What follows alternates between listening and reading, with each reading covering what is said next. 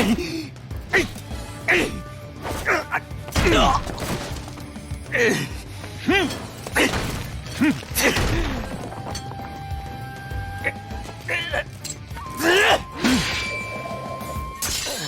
there gorgeous gamers, and welcome back to Pure Play TV, the most underrated and overproduced channel on YouTube. Seriously, we do a lot of videos and only have 4,900 subscribers. You can change that. Anyway, we've got our review for Samurai Warriors 5, the long-awaited Musou sequel. It's something of a soft reboot for the series, with Koei Tecmo and Omega Force taking the franchise back to its roots while also bringing some much needed freshness. But does it translate into a good game? Watch on and find out. Samurai Warriors 5 is my first go at the franchise, and even though I am a newcomer, it's instantly familiar. I've played the Dynasty Warrior games before, mind you. The core gameplay is the standard hacking and slashing through huge battlefields, racking up ridiculous combos. Combo scores of over 2,000 are commonplace, and thousands of kills in a single skirmish is nothing to sniff at. Even though I haven't played a Musou game in years, I was a proper warrior on the battlefield within just a couple of minutes. That said, I was a little disappointed to see that in all the years since my last proper Musou game, things had not really come along all that much. The game is janky and the hallmarks of a typical Musou are all there. You know what I mean. Enemy soldiers materialising out in the open with the game not making any effort to hide it. They're also painfully dim-witted, and you can run past the majority of them without any trouble, as they're quite frictionless, and they will actually slide around as you walk into them. I suppose with the game being built for the standard PS4, Xbox One and Nintendo Switch, and not the more powerful PS5 and Series XS, the safe option is to go with what works, so I can understand the reasoning, even if I don't really like it. What I did like on the technical front was that the performance was near perfect, though I must give a disclaimer and say that I did only play on PS5.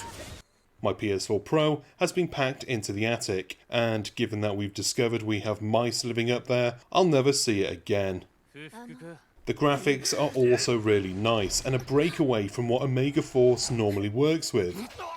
Here, we get a nice cel-shaded comic book animation style, and it works really well, complementing the absurd gameplay, rooting it firmly in the fantastical.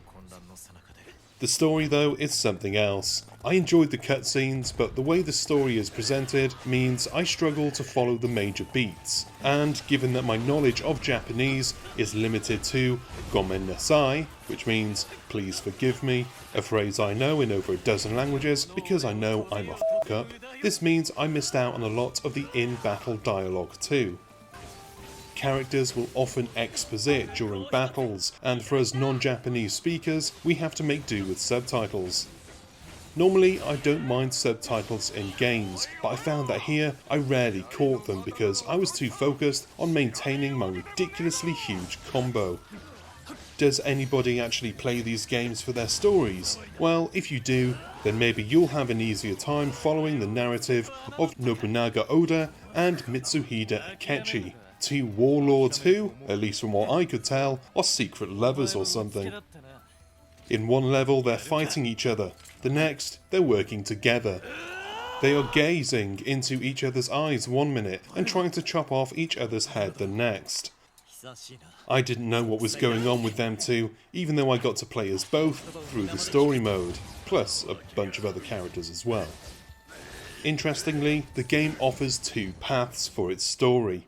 One for Nobunaga and another for Mitsuhide, with his missions that take place from his point of view opening up after Nobunaga's second chapter.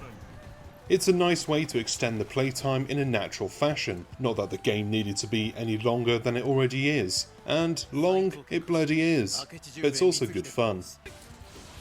The battles are a good challenge so long as you're not playing on easy mode, though there's nothing wrong with that, and I actually got about halfway through the game on easy mode, before I pushed the difficulty up to normal.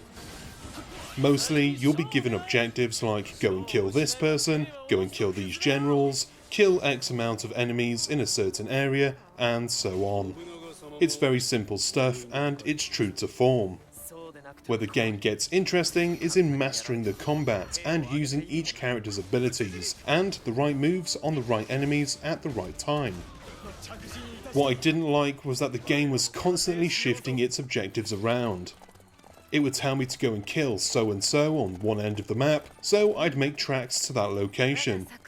I'd get halfway there, and then the game would give me another objective back where I've just travelled from. There's a lot of back and forth then, and this, alongside the boss battles, is what pads out the level length. While I was playing the story mode, I found myself wishing I could command an army of my own. I wished that there was a bit more tactical decision making involved. One of my favourite programmes as a kid was a BBC show called Time Commanders, and it was basically Rome Total War, and it put kids against each other as they battled with historical armies. I think that Samurai Warriors 5, and the Dynasty Warriors series for that matter, could do with a bit more depth akin to the Total War games. To be fair, Samurai Warriors 5 does kind of flirt with the idea with its Citadel mode, which is separate from the story. Citadel mode is basically a tower defense game where you need to protect your base for a set amount of time while enemy soldiers attack in waves. You can place your own units on the battlefield to help stem the flow of attackers streaming towards your base. I liked this mode and I can see it evolving in the future. Samurai Warriors 5 is a good time, and even though I'm a newcomer to this series, I'm not a newcomer to the Musu genre, and I can tell you now that if you're a long-time fan, you won't be disappointed with what Koei Tecmo and Omega Force have done this time around. And that is the end of this review. Thank you very much for watching and for sticking with it to the end. You're a star. Stick around a second longer to drop a comment, like, and if you haven't done so already, subscribe to the channel and enable notifications so that you don't miss any future videos. The info box has got all our links, so give that a look too. I've been Chris. If you think I gave the game the wrong score, well, gomen nasai. First time I've got to use that in real life. Yes! Until next time, bye bye.